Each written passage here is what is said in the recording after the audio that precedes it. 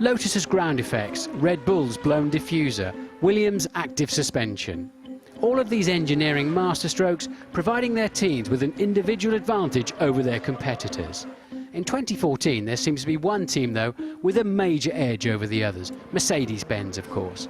This week, a story broken by Mark Hughes of Motorsport magazine and Sky F1 has uncovered the truth behind their early dominance and shed light on a truly revolutionary piece of F1 science. So what is it? First we must understand how a turbo works. There are two main components to a turbo, a turbine and an air compressor. These are sat next to one another at the rear of the engine. Why the rear? Well, as the exhaust fumes leave the engine, they power the turbine, in turn powering the compressor. This process generates a great deal of heat, and before the air can be fired into the engine it must be cooled.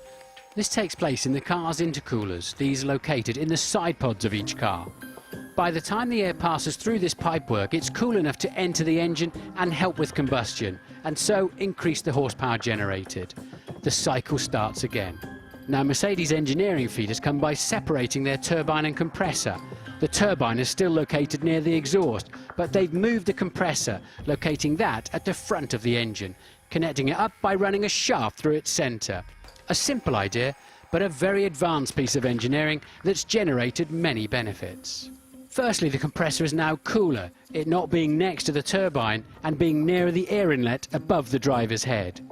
So there's less pipework needed for the intercoolers to do their work before the air gets fired into the engine.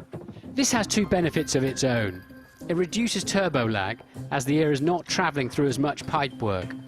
So the engine is already relying less on its ERS unit to eliminate turbo lag, putting it to better use elsewhere. Secondly, therefore, the car's smaller intercoolers can reduce the size of the side pods, giving the car less aerodynamic drag. But the rewards don't stop there. Having moved the very hot compressor to the front of the engine, the rear is now cooler, and the complex gearbox can now safely be housed almost underneath the turbo. This helps with the car's balance. All the major weight is now in a more centralised area, allowing for better change of direction.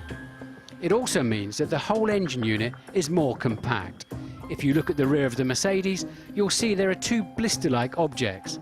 These are there just to meet the regulations, and this image gives you an indication of just how much thinner the rear of the Mercedes is compared to its competitors. So, one simple idea has cascaded into many others, giving the Mercedes more power, less drag, and a much faster car.